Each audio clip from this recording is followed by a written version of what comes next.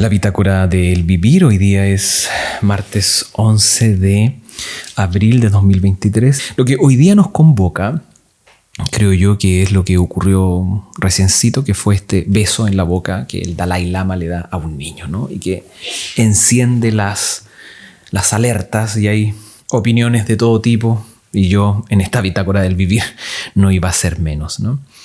Me parece terrible, no sé si aberrante, qué sé yo, o terrible, así como, ¿no? Como que yo he visto en las redes como harta exacerbación con respecto a eso, ¿no? Es en el plano internacional, y en el plano nacional también hubo una periodista que le dijo Paco a un carabinero, y ahí yo hice también un podcast anterior. Y entonces el perdón, ¿se le perdona al Dalai Lama o se le perdona a esta periodista? Que son temas distintos, ¿no? El caso de la periodista lo tengo en ese podcast. Creo que despedir a alguien de un trabajo porque tiene un error, porque se equivoca, ¿no?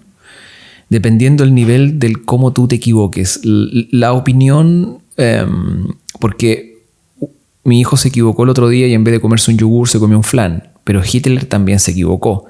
Entonces, si vamos a relativizar así como, o a poner en la misma figura los planos de estas dos figuras, Hitler y mi hijo, hay diferencias, ¿no? Entonces, yo creo que es bueno establecer ciertos criterios. En el caso del Dalai Lama, hay un comentario ahí de un filósofo que yo sigo, me gusta, Slavoj Žižek o Žižek, ¿no? Yo le digo Žižek.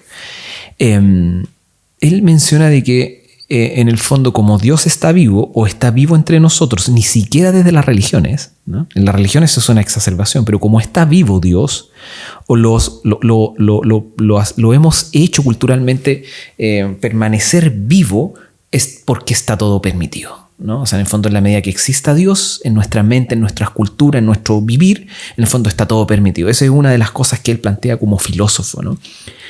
Y de alguna manera yo estoy de acuerdo, y invito a la gente que por ahí me va a escuchar o me va a ver con este podcast a que efectivamente hagamos una reflexión con respecto a eso, ¿no? En el fondo, el Dalai Lama pide perdón por eso, básicamente porque, por supuesto que puede pedir perdón, está en base a su estructura ideológica, religiosa, en donde el perdón existe y es porque todo el mundo lo ve mal, pero él no lo ve mal porque por algo lo hace, ¿no? Tiene esa configuración de ser como más niño, ¿no? O niña, ¿no? Como de infancia, pero que sabemos que hoy día, como se entiende la sociedad, no está bien. Pero para él sí. Y es porque, de alguna manera, a través de esas religiones o de esas ideologías o del cómo ven la vida, ellos, la bondad, la paz y todas esas virtudes, en el fondo, ellos la ven desde esa mirada y les parece que es normal. Pero ante la sociedad, del cómo está construyéndose hoy día, eso no es normal. Yo no digo ahí de que ellos se escondan o escondan el perdón o escondan el quehacer en base a este tipo de formas de vida. Lo único que estoy diciendo es que esas cosas no se hacen y punto. Y en el fondo debería entender la vida del cómo se entiende hoy día la sociedad y no cómo se entendía la sociedad hace 2000 años atrás.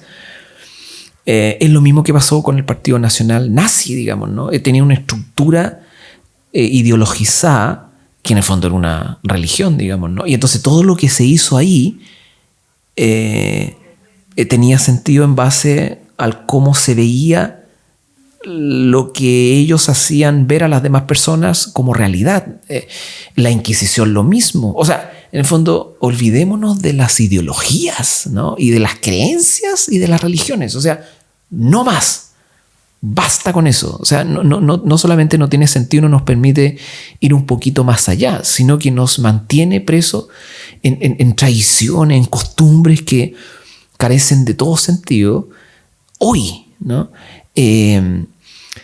Las creencias en términos individuales, ok, cada uno el libre albedrío las puede tener, pero muchas veces nos encontramos de que esas creencias van en contra de nuestro sentido común social, del cómo es el mundo hoy, e incluso de nuestro propio raciocinio, no nos permiten reflexionar.